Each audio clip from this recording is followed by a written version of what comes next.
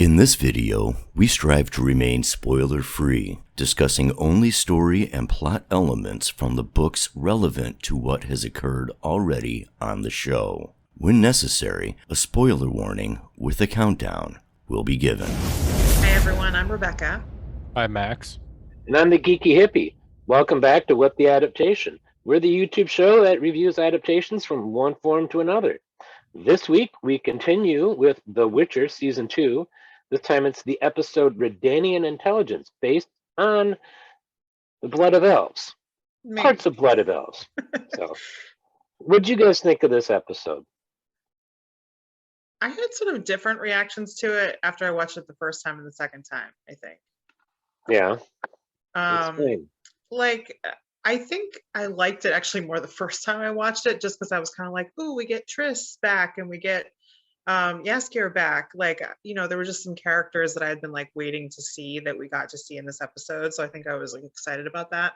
And then the second time watching it, I think I was just a little bit more focused on all of the other things happening in the episode, which I feel more mixed on. There's some things I like and some things I'm not sure if I like. So I was just a little bit more mixed on it the second time around.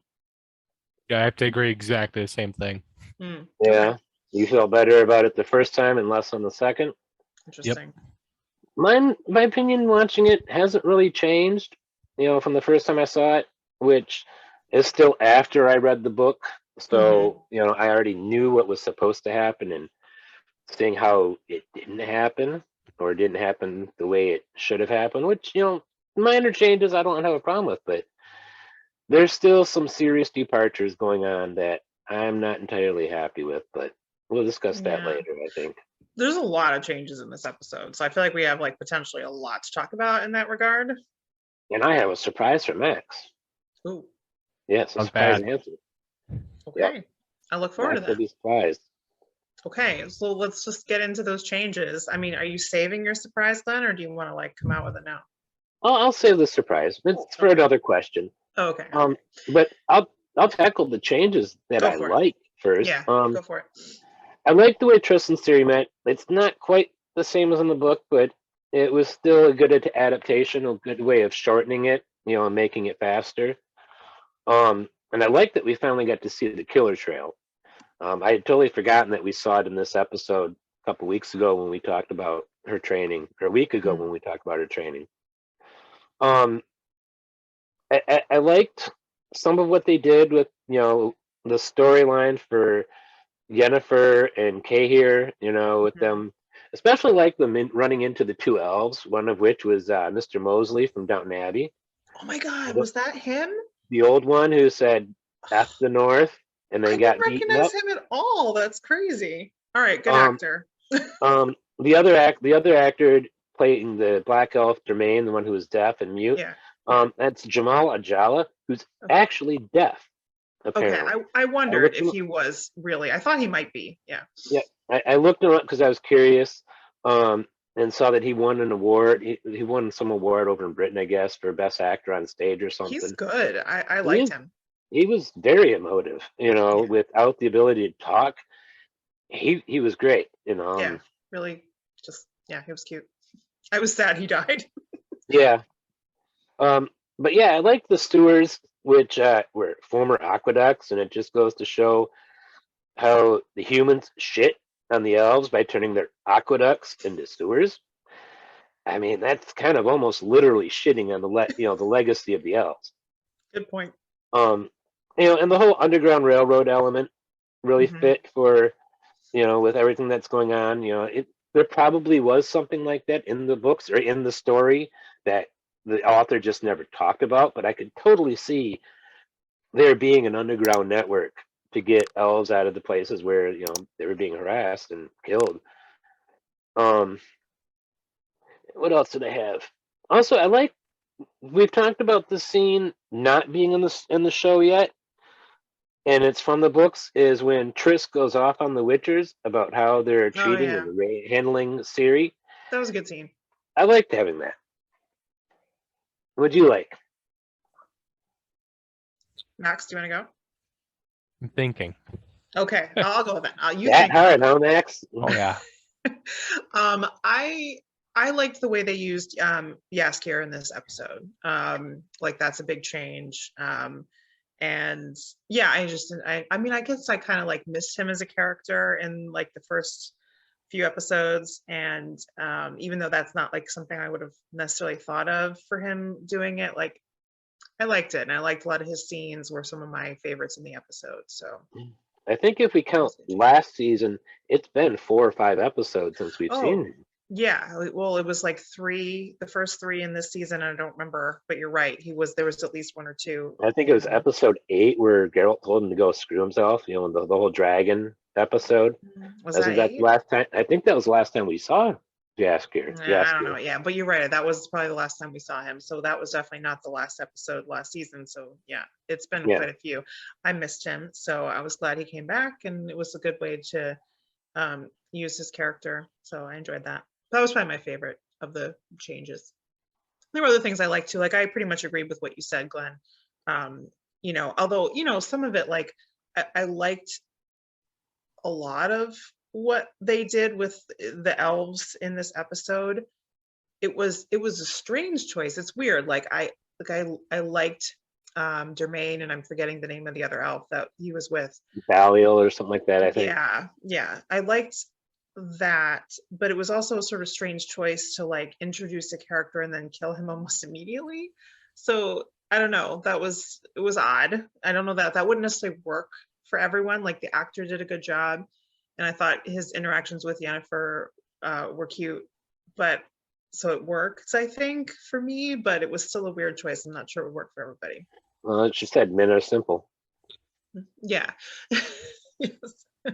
Anyway, it was cute. So both of you pretty much touched bases on everything. Yeah.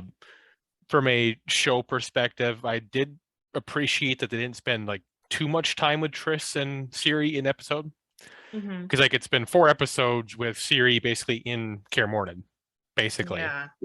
Yeah.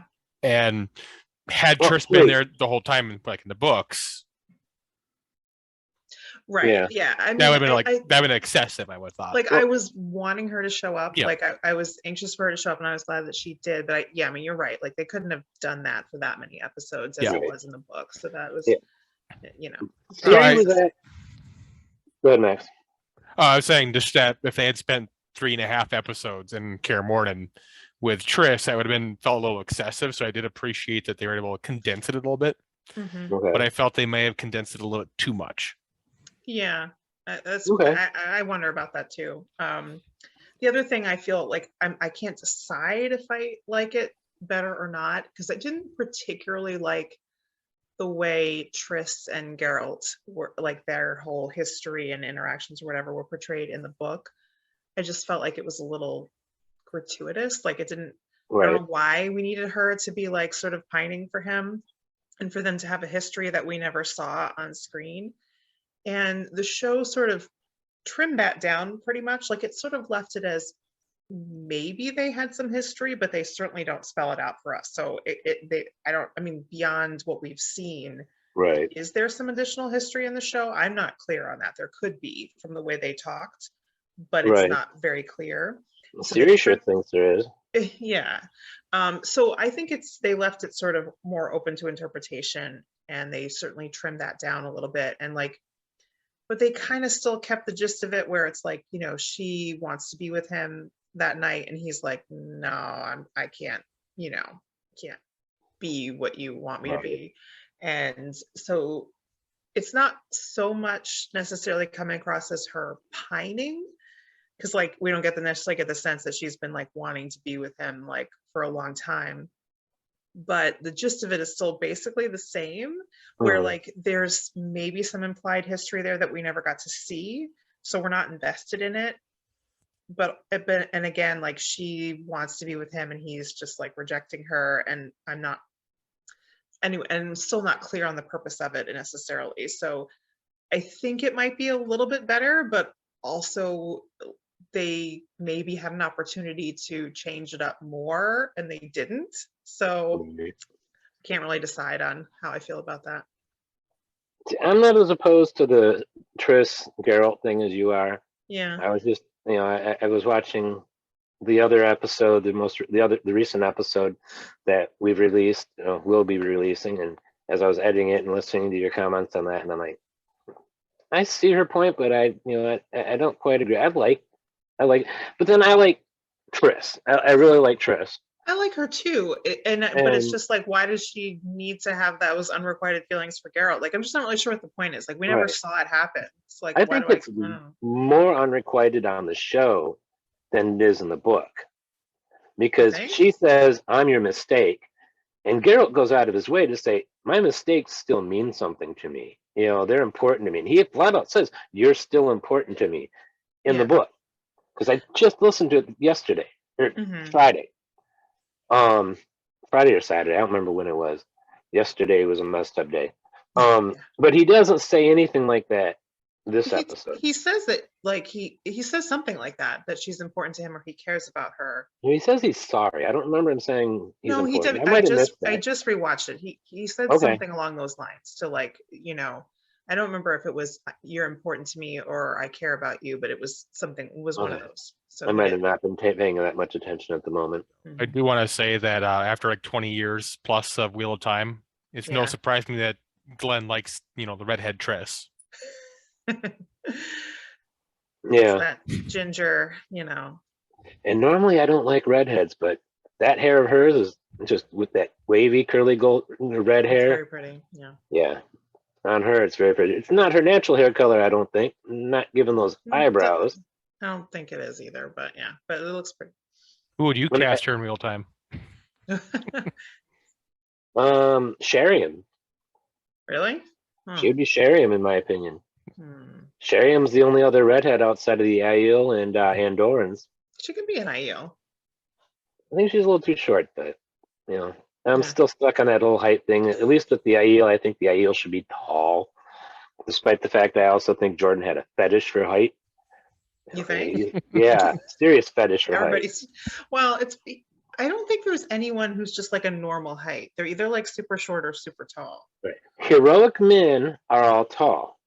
Yeah. The guys who aren't so heroic, they're not necessarily described as tall. But like some of the women are really short and they're heroic, so that's fine. Kitty. Sorry, I got distracted by Triss. Oh, look at that. Oh, that's definitely a cute cat. Oh yeah. So, stuff we didn't like. Who else to tackle that? All right. So changes that we didn't like. Yeah, I feel like there's more of these things, or at least things that I feel like kind of conflicted about. So, I mean, one thing that I don't really get, at least in this episode so far, is like, why are we having the whole episode is called Redanian Intelligence, but I'm like, the scenes with Redanian Intelligence, I'm like, why are these scenes in there? There's two of them. I'm like, why are they in there? I don't get it. Like, I know sort of it's like trying to adapt some of the stuff that was going on with Vizimir in the books, but like it's different. And like, did it need to be in there? Like, I don't know. And it still bugs me that I have to remember that there's Vizimir and Vesemir. Like, that's just it is uncalled for. Anyway, and is a great. Right. We actually got 3 characters in those scenes, but I'm not gonna mention who that third one is because that's probably going to be a spoiler for people who haven't watched further or read the books. But we saw from their eyes the other character. So in Polish, do those two names like sound alike? Is that how they're pronounced in Polish? See, no, that's the thing. I don't even know for a fact, and I'll put it up on screen when I edit, if those names were given to them by Sapkowski or the translator. Yeah. Because the translator is given a lot of names, taken Polish names and made non-Polish names out of them. Either way, they should have changed one of them. That's why did we need to have Vizimir at all? Like, I just don't know why he's an important character in the show, to be honest. Especially considering things that happen later. But yeah, I know that it's like Jaskier, which is Buttercup in Polish. That's his name in the Polish translation or the Polish books. But when Danusa Stock translated it, she made him Dandelion or Dandelion. Two Or different both. spellings. Yeah, both. Two different spellings depending on which book you're looking at. Different But if pronunciations. you go to the wiki page, you know, the Witcher wiki page on Jaskier, there's a whole long section at the bottom with like 24 names of each different, you know, the names he's got in different translations. Okay. So the translators came up with a lot of these names themselves. I'm gonna just start calling him Buttercup now that you said that. Still That's fine. Dandelion to me. Yeah, it's still be Dandelion. Dandelion. I know. I like Dandelion. Dandelion was probably my favorite of these variations. But yeah, anyhow. Either way, I he's like still him. a jackass. His names are ridiculous. But, He's still a jackass. but he's not now. Like, I mean, come on, he's a little No. more complex Yeah. character than that. He's not just I'll be going into that later. okay. We'll You talk know, about it later. One thing to mention, like with all the different names he has, if these were names other people called him, that would make sense. Right. Yeah, Because you could be known by many different names throughout the regions. fair. Yeah. This is true. And those He would. none of those are even his real name. Those are Mhm. his stage name as a Mhm. bard. Right. Because I don't remember his full name. That I'll put up on screen too, but that's in the wiki, and he says it once, I think, in the books. I don't think it's ever said in the show. No, I don't think so either. You know, it's Anyway, so I mean, do you guys agree? Like, can someone explain to me what the heck this Redanian stuff is doing in there? Why we even need it? Because Dykstra, at least, is important going forward. Quite Okay. important. Quite Okay. important. All right.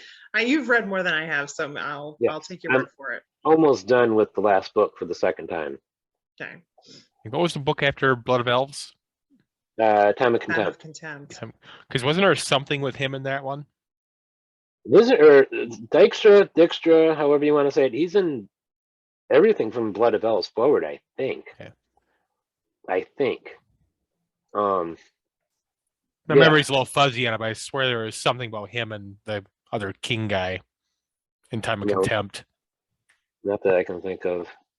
Yeah, He's I'm always not been service to the Samir. can't really remember, but anyway, yeah. So I mean, maybe there's some purpose down the line, but anyway, in this episode, I was just kind of like, what are these scenes? Why? I don't know.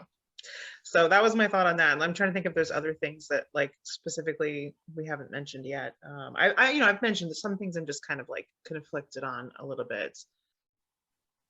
I briefly mentioned earlier that I didn't like how much they cut from the Triss and Ciri part. Yeah. I wish they'd spent a little bit longer on what Triss actually uncovered and what was going on. So part of it felt like they kind of glossed over a lot of her findings before she like confronted the men. Talking about the mushrooms and herbs. Yeah. Before she really confronted the men about what they were doing and shamed them. Yeah, well, that confrontation came after she got Ciri a new costume and saw how bruised Ciri is. And that's just a scene that wouldn't have flown, I don't think, on TV. Maybe. That would have been awkward to watch. She just references it, like she talks about how bruised she is, but we didn't see it. Which is given fine. how old we can kind of assume too, because we've seen how like hard she's been training, so it's not not a leap or anything. Yeah, but given how old Ciri's supposed to be, that just would have been an awkward scene. Yeah, no, I think that scene was pretty good in the show. Like I did enjoy her like basically telling them all they're being assholes. Love that scene. Yeah, it was good. It was good. So I think that worked more or less. And okay, let's talk about the whole monolith thing, because I haven't read enough, but like, is that just like, does that come in later? Maybe you should tell me. I don't know. Referenced. As far as I know, the monoliths are mostly, we talked with this one of the episodes Jen was on with me and Max. I think that the monoliths are more from the game, the games, I should say. Okay. Because I think there's like one, maybe two references, but you never really see them. And none of this whole thing about the Stella site or whatever it's called, that's not a thing in the books. Right. All of that storyline going forward in this season is pure made up for the show. So, I mean, I'm just curious, like, I'm not opposed to that because I don't know, maybe it's going somewhere that's interesting and it's not, I just don't know with that at this point, like how I feel about it, but. I like this change more than I like the change with adding in the deathless mother that that the three women all saw, were seeing in different robes. Yeah. You know, that I don't like that change in that addition. The monoliths and what the monoliths do and the way they're tied into what's going on here. Okay, I'm fine with that. It's not too far off.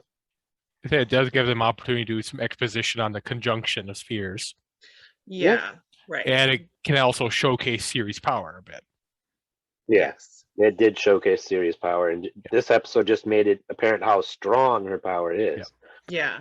Because like in the books, that one scene where she has like a it does kind of. That one scene where she has a vision though was kind of like, I don't know, it was a little bit of an awkward scene. I didn't think it was the best. I get it. It could have been better. And I don't remember if that vision she had is tied to the deathless mother or to, I'll put a spoiler up, to the wild hunt, which is tied into Ciri big time in later books. Any other things you dislike, Max? Scenes? That'd be the majority of it. My big one is the writers. I don't know if the writers are getting it wrong or if it's Yennefer who got it wrong, but I did not like Yennefer getting Geralt's wish wrong. She's sitting there yelling, complaining that, to Cahir, that you fall in love and then you find out it's just somebody's wish who didn't even know you. And Sapkowski has gone out of his way. One of the few things he said about the wish, the last wish, is that it was not Geralt wishing for her to fall in love with him. Right. He won't say what the wish is, but he said flat out, that's not it. And it doesn't even fit in the books. If you look at everything, it doesn't make sense. So in the book, Yennefer actually hears the wish. Yeah. So she knows in the book what that wish was, because she's, I can't believe you did that, On here, that was too noisy for her to hear, back last season, for her to hear Geralt's wish. So unless she did hear it, but I'm thinking she's just assuming assuming that's what it is. Yeah. Right. And she's been mad about that this whole time because that's her assumption. Or at least, if not, I don't know. I think you could make an argument that she's, even if it wasn't him specifically saying, I wish for her to fall in love with me, that whatever his wish was somehow created this connection between them. And that's what she thought was love, but it was actually just a connection created by the wish. That makes sense. To me, I interpret it as like, her doubting that the feelings that she had were genuine, that it's almost like a, probably stems back into all of the, fears of abandonment and things that she has for good reason, fears of betrayal and abandonment. And it sort of, that's another thing that would trigger that, because she thought she was developing genuine feelings, and then here's something that kind of comes in and introduces some doubt and undermines that and takes that away. So I don't know. I don't mind that. I mean, I think I don't know how it's going to get, I don't know. They've played it up a lot. So it's like, then how do you, then you have to deal with it because you've played it up so much. So, the thing I'd mention, go ahead, next. The thing I'd mention about Yennefer and her feelings and all that is she could basically just be mad at Geralt because she developed feelings and she doesn't know where they came from. Yeah. So she's just kind of like jumping conclusions. That's what caused it, instead of that she developed these and not the other way around. Yeah. Does she maybe not really want to have those feelings, So this is a way of like sort of denying it. Kind of like in the books, she has feelings for both guys. And she does some shenanigans with those two. Yeah. Yeah. And I don't think she's done that yet. No, and it does not seem to be like going in that way whatsoever, because I think, we've seen enough of Yennefer and Istredd that, he has feelings for her, but I don't think she does anymore. Maybe she did, but I don't really see that so much anymore from her. She was burned too bad. Yeah. She doesn't hate him because she did go seeking him out. Yeah, there's still some level of, you know, confidence Attachment. there, attachment there between them, but it's not, yeah, I don't think she has those feelings for him anymore. And I mean, it's better overall. I mean, I find it easier to like, you know, get inside the character of Yennefer in the show than I do in the book, which is more accessible to me in the show. I say because in the book she kind of does that whole breaks it off with one, goes to the other, and breaks it off and goes back to the other again, ping ponging. Yeah, Yeah, she played this driven and we girls off never of each really other. like see her point of view either. So it's like, you know, it can come off looking like she's like a user, you know, which I mean, maybe that's what the character is supposed to be in the book. I don't know, but we don't really see inside her head, so it's hard to say. Yeah, you will later on in the books, at least. Well, that's good. The other thing I didn't like, although I'm happier with the way they're handling the character, I'm still not quite happy with how they're handling Cahir. Okay. I mean, Yeah. in the books, he's just any old knight for the Nilfgaardian Empire. And here, he's a commander general. Mhm. In the books, he denies being Nilfgaardian because he's from a place that was conquered by the Nilfgaard Empire, you know, so absorbed into Nilfgaard. So he's always, refuting the idea that he's a Nilfgaardian. On the show, he's 100% absolutely religiously devoted to Emperor Emhyr. Yeah. You know, the White Flame. And it's like two totally different characters that just happen to have the same name. Yeah, but like in the book, I don't think he's a very, I don't know, so far to me, like he's not a very interesting character, like in the books. Like, I think he becomes that. I think he becomes that. Have you read past Time of Contempt yet? No, I haven't read past Time of Not Contempt. yet? Okay. It's I'm after trying not to Time of get too far ahead of myself here because like, you know, if I do, it's just anyway, so yeah. No, it'll be a few years before they address those books. Yeah. I do suggest, reading them at your leisure, and then when we go to record for those seasons, reread. That's what I'm doing. Yeah, I'll probably have to like reread at least like Blood of Elves and Time of Contempt. Like I feel like the short stories I'm probably good on, but like rereading the other stuff, I think I need to. I've done the short stories 3 times now. This is my second read of the full season series. I don't know if I'm going to go read Season of Storms over again anytime soon because I've got other books on our plate for this show. And yes, some people know that there's a second show coming for me later this year with somebody else. And it's a booktube show. It's all about books. But more on that secret later. But yeah, those are the 2 things I didn't like. Yeah, I mean, I don't know. I think Cahir is better for me as a character in the show this season than he was last season. Oh yeah. Definitely. And he is so far better for me as a character in the show than he was in the book because he kind of is like just like non-existent so far in the books. So really done a good job. They've done a really good job of making him sympathetic. Yeah. Compared to last season. On the show. Yeah, I mean, compared to last season. He's just more of a character. I wouldn't say I'm sympathetic to him. I'm not particularly, but at least I sort of get him a little bit more. He seems a little bit more like a person rather than just like, some fanatic. The monster under the bed. Yeah. So okay. So should we move on into our next? Plot holes or things that sped up because of these changes. I didn't really have anything particular on that, but if you do, Glenn, go for it. Like I was saying, I still wonder how they're going to handle Cahir's story and Yennefer's story because they're diverging just so much. And there's a really strong arc that in my opinion, that Cahir has in the books. And the show just keeps taking him further and further and further away from that. I mean, maybe it really just is going to be a different character, like, I don't know. Possibly. So those for me, they're going to cause problems in the translation if they continue the way they're going. Things that I did like or that sped up, I don't really see many benefits to the changes done, but I some of the things like the scene with Triss and Ciri, and then bitching out the Witchers, they sped that up.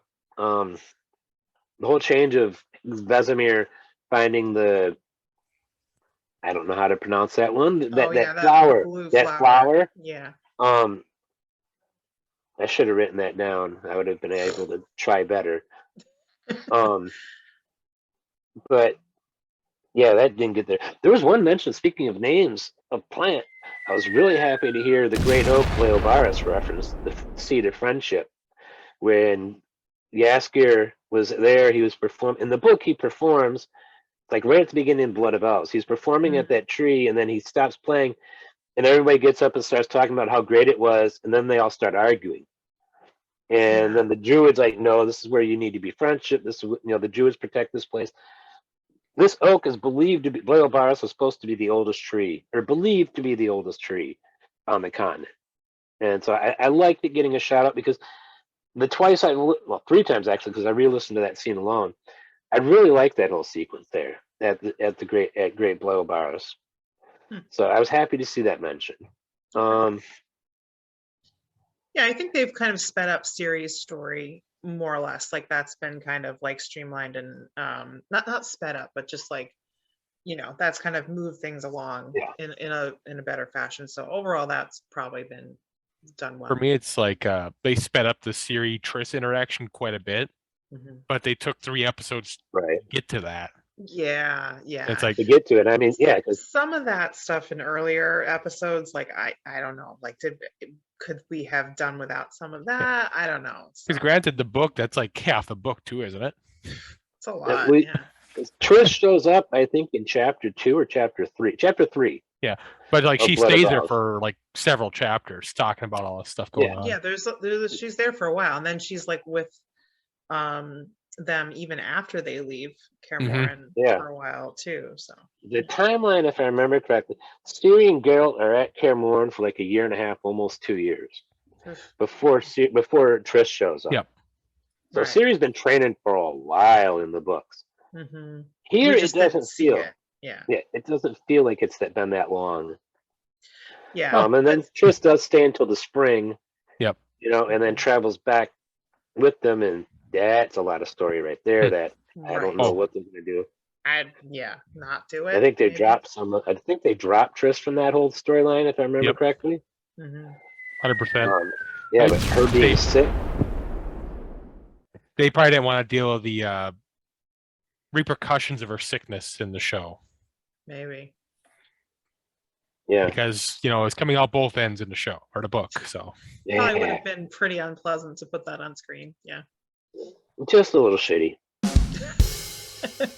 Or a lot. Or a lot, yeah. All right, so let's talk about our most enjoyable scenes in this episode.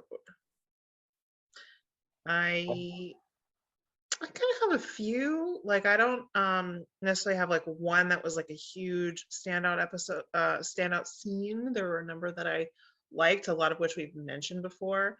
But yeah, I don't know. I think I just enjoyed a lot of the Jaskier and Yennefer interactions. So like their scenes were some of my favorites. Probably the one that ends with him telling her and Cahir how much they stink was maybe, there was a lot in that scene, but it was a good one. For me is has to be, when we finally see Dandelion. Yeah. And Triss chewing out the guys. That was a good one too. Yeah. I like that one. One of these days, season 3, maybe we'll see Dandelion versus Ed Sheeran in like a battle of bands. Ed, you gotta stay out. That guy gets so much hate, and I don't understand what people hate about. I don't listen to him, but I've heard a couple of his songs, and they were pretty good. I actually don't really have any opinion on him whatsoever. Like, I just don't care. Like, people like him, people hate him. I'm not sure why they like him or hate him. I'm just like, all right. And they flipped out when he showed up in Game of Thrones for some reason. I'm like, it didn't take me out of the episode, and I even knew who it was. That was the least of the show's problems at a certain point. So he's the Nickelback of the 2010s. Ouch. Wow, dude, that's harsh, man. I just don't listen to him really, so I just don't really care. So it's fine. My answer to this question is one of the ones that's going to be a surprise for Max. Okay. My favorite episode was Yennefer and Jaskier reuniting. That is a surprise. And my other favorite episodes was the other scenes with Yaskier. I thought every single scene with Yaskier was just top notch Yeah, they for were this the show. best scenes in this episode, I think. Yeah. And I really enjoyed him playing Butcher Burn, I like especially that there too. at the end when he drops down and he's sitting on and he goes all quiet and you watch his face, you could see the pain and sadness in his face as he Yeah. sang those last lines of that song, thinking of Geralt I because kind of Geralt was his best friend. I kind of like heartbroken Yaskier. Like Oh, I yeah. just enjoy that. Like, maybe he had like a little, I don't want to say crush because, they were kind of friends or whatever, but we'll call it a crush, whatever. He had a little crush on Geralt, and his heart was broken a little bit, and I kind of like it. So Glenn, I'll put you on a spot. Whose performance you like better, Dandelions or Thom's? Or who? Tom? Yeah. All right, Wheel of Time fans, y'all gonna hate me, but I think Dandelion performing music on this show is better than what we saw from the Tom Bomb. Alexander Willem. Mm. And speaking of Tom, everybody needs to watch my thumbnails for the videos because Grogu's hidden in there, and so is a Tom Bomb. Okay. You won't be able to see it as a thumbnail size. You got to look at it bigger, but they're there. They're there. Yeah, I mean, I guess it's hard to that's a tough comparison because like Dandelion Yaskier gets to be so the consummate performer. He really gets to put it all out there. And Tom in that particular scene was the gravelly, world weary because he's performing in Breen Spring. So I think Yaskier is probably going to win that one, but they're both good performers. Excellent. Although season 2. I do prefer Tom's song. I do prefer Tom's song over Toss a Coin to Your Witcher. If I never hear Toss a Coin to Your Witcher again, I'll be happy. You are very anti that song. It's a bop. It got played out. He's anti anything popular. Okay. No, I'm not quite that edgy. All right. All right. So we actually kind of agree on our favorite scenes in this episode. Wow, that's cool. And interesting. Very surprising. All right. So most hated scenes. Is there a scene you hate? Yeah, I got one. All right, go when for it. When that guard made the older elf piss himself. Yeah, it sucked. That scene. It's not that I disliked it as a scene for the episode. Yeah. It just made me so nasty. Viscerally angry every time I've watched it. I want to bust that dude in the nose. Yeah, I mean, so it's a good scene in that sense because it's definitely supposed to show the dehumanizing, or I guess that's a weird word when you're talking about elves, but you get it. Yeah, but if I was that elf, I'd have whipped it out and pissed on the dude. I mean, you're already getting the shit beat out of you at some point, anyways. You might as well screw him. You're gonna make me pee myself? No, screw you. I'm gonna pee all over you. That would have been good. But then, anyway. He would have gotten his beaten as Mr. Mosley's elf did. Yeah, that was the other scene that was really rough to watch. When he was getting beaten at the end there. Up to the point he got hit, I was enjoying that scene. Yeah. I really was enjoying that scene up until the guard hit him back and then they started beating him. Yeah. So I mean, in general, all the stuff with the treatment of elves in this episode, I mean, they definitely drove it home, and there was some nasty stuff there. And that in that sense I mean, we didn't really talk about this too much in the changes, but I think it's an improvement in the sense that you get a better sense of how horrendous that is in the show because you're seeing it and it's just playing out a little bit more in real time. Right. It just right now on the show, it's only anti-elf hatred. You're not seeing bigotry towards the dwarves, and gnomes and halflings and haven't been mentioned yet on the show. I don't even know if they're going to exist in the show. I mean, I think trying to get into all that and to make it real by casting characters to I don't know, that would be tough, right? Because you don't want it to be a throwaway, right? Like if you have to make it real by making some of these, actual characters, and maybe that's a lot to try and do in the show. Glenn mentioned the elf scene. There's also the Lambert scene with Ciri. Yeah. Which Where was he's bullying her. Oh yeah. Which then leads to Triss doing her good chew out scene. When she Yeah. came in with her hair and makeup all done. Yeah, they're making. She had mascara on her eyelashes. I don't know. I can't remember if she had eyeshadow or any other makeup, but I did notice her eyelashes seemed to have had mascara put on them, and she had her hair done exactly like Triss's. I want to say Lambert made fun of her She like came at out least for twice breakfast in that episode. Yeah.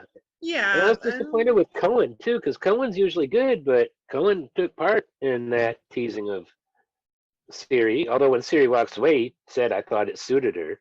Yeah. So Cohen's not a complete jerk, but Lambert, kind of a jerk. Yeah. Feed Lambert to the Leshy. I mean, that actor went from the milk drinker to this, so. Yeah. The guy pining for the giant lady. Oh. That's what it was, right? Yeah. So who do you guys have for you guys do? So, I didn't really say. I mean, I guess like I have to go back to. I was, complaining about all the like Redanian scenes and how kind of dumb they were in this episode. So I have to go with that. I mean, taking a different tack on it. I mean, the ones you mentioned are certainly more the kind that make you hate what's happening in the scene. But I was just kind of like, not feeling those scenes. So I'll go with that. Okay. All right. And so now, actor shout outs. I think we've done some already, but do we want to just go? Joey Beatty as Yaskir. Yeah. Dandelion was just great this episode, and he had the hat with the big old feather, which is quite often described in the books. A couple of scenes at least, I also wanted to give a shout out again to Graham McTavish as Dijkstra or Dijkstra, the Redanian Intelligence head. Okay. For those who don't know Graham McTavish, he's one of the stars of Outlander, and he also played Dwaylen the Dwarf in the Hobbit movies. Which I tried to forget about, but okay. They're not as no, I've only seen them once, so I can't say they're not as bad as everybody thinks. I haven't watched them a second time, but I was disappointed. Also want to shout out to Jamal Ajala. I mean, I think that's how his last name is pronounced, as Jermaine the elf. He's the deaf elf. The actor is actually deaf, which I thought was nice that they had him in there. And also Eamon Farron as Cahir. I think the performance of Cahir was pretty good this episode. And I actually kind of almost like Cahir in this episode, compared to previous episodes. The last couple episodes, he's been a lot more, as I said earlier, sympathetic. But I liked Eamon's casting, and I also like his name, Eamon, Eamon, Eamon. It's a cool name. And Kevin Doyle was a pleasant addition as well. That's Mr. Mosley from Downton Abbey. Yeah, I can't. So I mean, I gotta like definitely give it to him for this episode, because I mean, I've watched Downton Abbey and like I didn't recognize him at all. So like I think that is definitely a testament to his performance, because I mean, I'm sure some of it's like makeup and stuff, but like I mean, I think everything was different. Voice, I just, even though you're saying that, like that's the voice is what keyed me on it the first time I watched it. When I first watched season 2, I'm like, and then I look closer, that's not. And then I went to IMDb and I'm like, it is. I don't know. I think he just seems like a totally different character. So well done, good job. And I'll definitely go ahead. I loved it when he said the North. Yeah. I just got such a kick out of it. Yeah. But yeah, no, that was really good. And so I mean, I agree. I think Yaskir and that elf's name, I can't remember. I don't know what his name was in this episode, but Mosley elf. Valiant, and then, I think, yeah. And then Jermaine, also, I totally agree. I thought I was really impressed with him, just how much you get out of his performance, even with him doing sign language. So well done. Jamala Jala had won some awards, or at least one award for stage acting. Yeah, I liked him. He's on screen for such a short period of time, but he did such a good job with it. Yeah. I'd How about give you, a Max? shout out to the actress that played Triss. Always. Yep. Yeah. She's It was always good. good. It was a good episode for her, definitely. One of her few times to shine so far. Did anybody have a worst performer? No, not really. I mean, I don't have anything that was stuck out in a bad way, Not really. Me either. I didn't have any bad acting that I saw. Aside Just, from villains, there's continuation. always the Yeah. But, Yeah, but they played them well. we appreciate when they play their villains well. Yeah, they played the villains well, so I can't say they're the worst. But Yeah. I mean, the worst thing about this episode, I think, is goes back to the writers' room, and where they're taking a couple of characters on their art, and I'm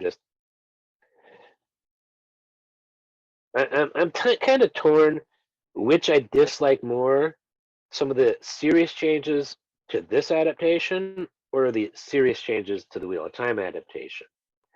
Because there's a lot to like in the changes they did in Wheel of Time, but there's also a lot that I didn't like. And I can say the same thing about this show. There's a lot to like in changes, but they're just confusing me with, the other changes. And I'm just like, see, I'm ambivalent, or not ambivalent. What's the word I'm looking for? I can't, undecided. Yeah. I really can't make up think my mind between which of those two. It's hard with these things though, because I mean, for me, it's like I got to see where a lot of this stuff like plays out. Like in an individual episode, I can say, well, these parts didn't work that well in this episode. Like they weren't that interesting, or I didn't know what they were doing with it. In the end, maybe it's all leading somewhere and it'll work better. But if it doesn't, then I hope. We'll see. All right, and themes. I think we're on to theme at this point. So. And I go last. Okay, I don't have a lot to say on theme in this episode. I know. I really had to dig hard. So I mean, there's one obvious one, but yeah, I'm just gonna say I don't think this episode did, and maybe that's why this isn't one of my favorite episodes. Like, I don't feel like there was a whole lot happening here with theme per se. Yeah, I mean, Max, do you have anything or? Well, obviously, there's the racism part with the elves. Yeah, I mean that's always there. That's the obvious thing, and that's the one thing that it did do well. But outside of that, there was some sexism with Lambert and Ciri. Yeah, pretty mild. Yeah, and that whole ignorance of the guys not understanding women at all. Yeah. I'm saying it's mild only in the sense that it wasn't like a big part of the episode. Like it was pretty much that one scene, which was a good scene, but it wasn't like a ongoing theme in the episode. So, unlike the book where it was a pretty big theme. Yeah. I wouldn't say there was much for Destiny, except for maybe some of the stuff with the stones. Sorta. Maybe. Yeah. Something with that magic. I don't know. Yeah, because I'm not sure. I can't remember which that ties into the series. There was only a little bit in terms of maybe not Destiny, but like when Yennefer and Jaskier were talking about like, what do you do like when your purpose, is sort of taken away from you, and then you're like trying to find another one. And so, I mean, that was there a little bit. I don't think that was necessarily like, threaded throughout or a huge theme. But I mean, that is something that's a little bit ongoing. So, and again, that was one of the better scenes in the episode. So I'll point that out.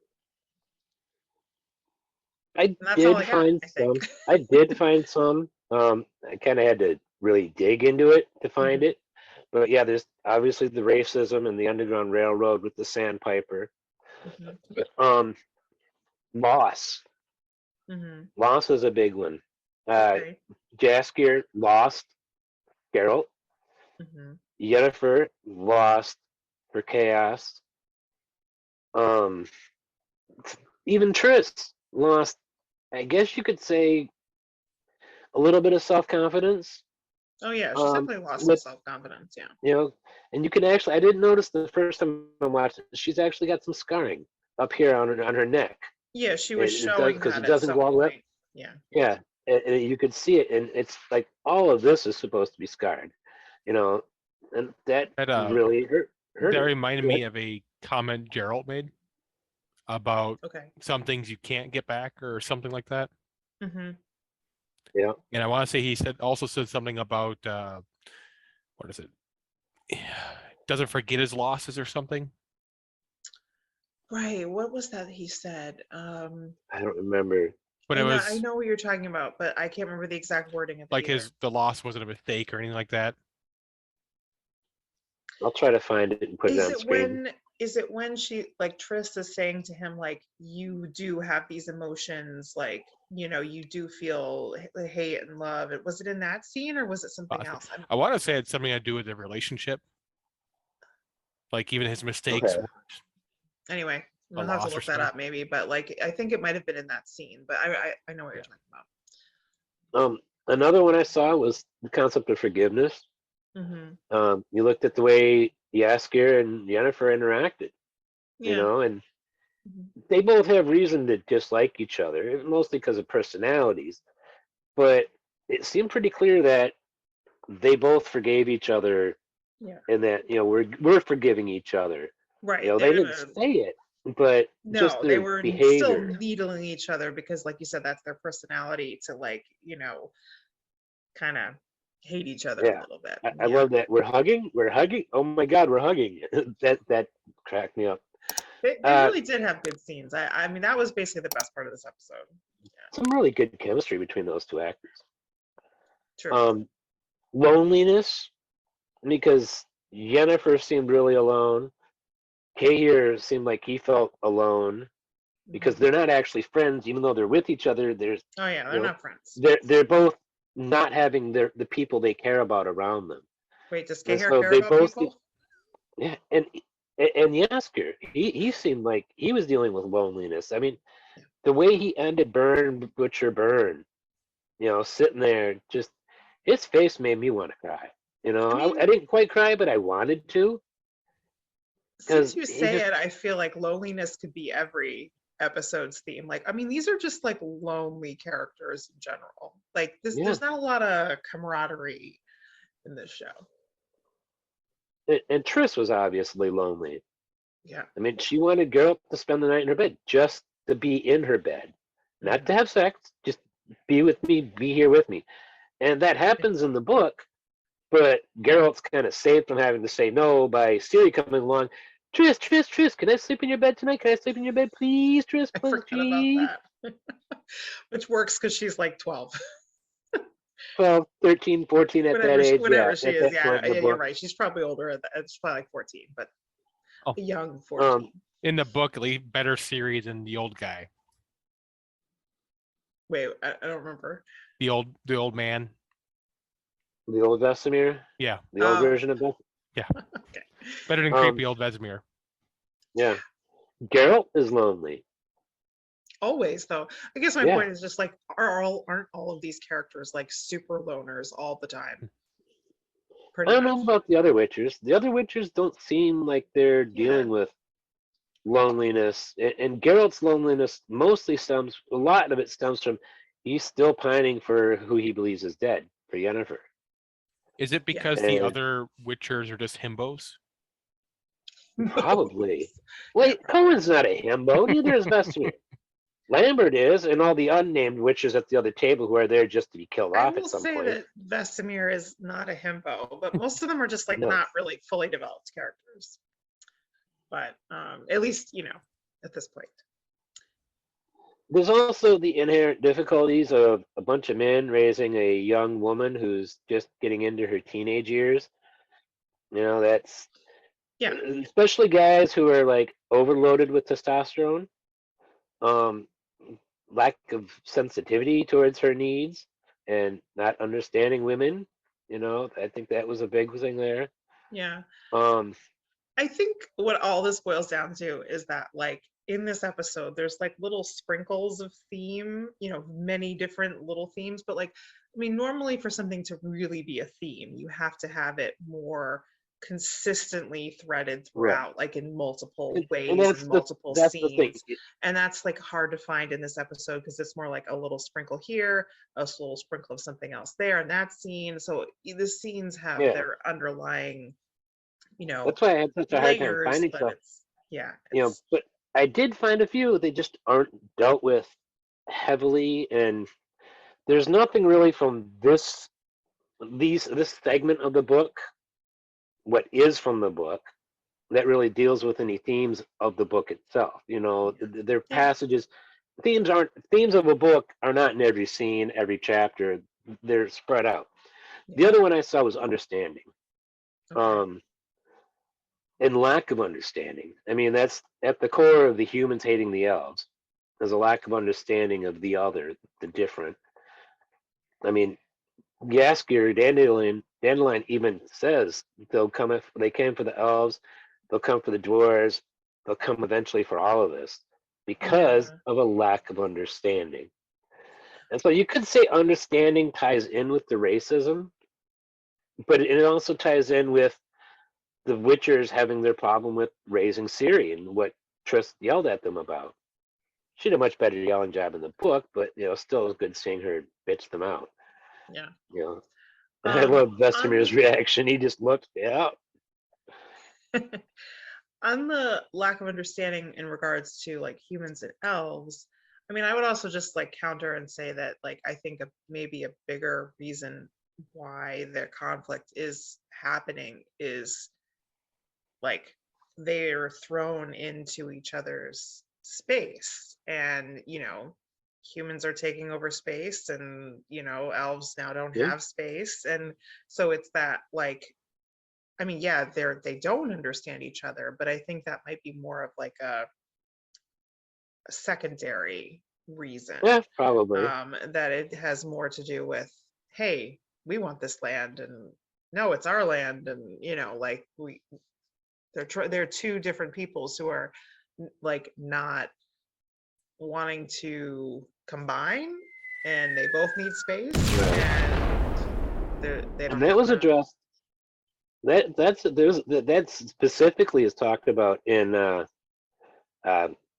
Lady of the Lake, the last Witcher book, where there's an epithet at the beginning, or epitaph, or whatever it's called, at the beginning of a chapter, and in it they literally say, I don't know who's writing it, if it's an elf or a human writing it, but like this other race, and they're so alien, we don't know how to deal with them. And so that totally ties in. I don't think I have anything else to address on themes. Your next one? So we're gonna do our ratings. Yeah, okay. let's do our ratings. Well, we haven't done that in a while. We're not doing that. Yeah, we're not doing that. Never mind. It would be and not very consistent with the book rating in this episode, but we don't have to. Right. What would you rate it though? I don't know, like a 2. Ooh. For accuracy. Yeah. Wow, for accuracy, I'll give it a 4. Yeah, okay. I mean, I go up to 3, maybe. It's like it's pretty. All of it is new, but it's like not even worth doing, because it's like they've only lifted like this small portion out of Blood of Elves, and everything else is just like we're making new stuff. I say with Jaskier, do they swap it with him from the book where he's captured later instead of beginning? Yeah. Because I think in the next episode or 2 he's captured. Oh yeah, he does it. Episode. Yeah, it's Ryan captures him. Next episode, yeah. Oh, Ryan is a piece of work in the book.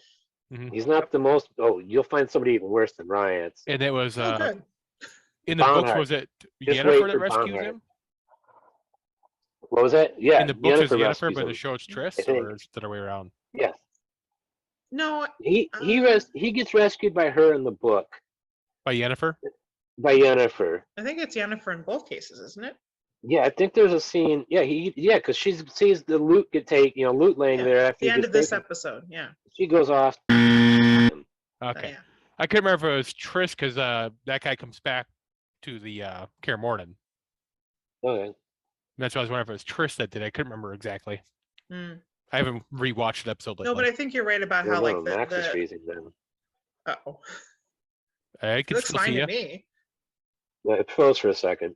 Okay. All right. Well, clearly we should wrap up this meeting before Yeah, something else goes so. wrong. I think so. Okay. Any last overall thoughts on this episode? More Dandelion and Triss. Yeah. Yeah. And That more was- Yennefer. Yeah. Dandelion and Yennefer interacting was just, I want more of that. It was good. Yeah. So there were Unfortunately- some very nice things about this episode, and then there was some just like I don't know things. So that's why I think it was such different for me the first time and the second time. Like first time I was like so focused on the things that I liked, that I had been waiting for, and Right. second time I was like more focused on the other things. So I think that's all I have to say on this episode. Mm-hmm. That was our discussion, folks, of episode 4, season 2, Redanian Intelligence. Next week, come back for Turn Your Back, episode 5 of season 2. Still continuing the story from Blood of Elves, sort of, partially. Plus the new stuff. But overall, it's not too bad. Anyway, thanks for watching, everybody. Come back next week, and don't forget to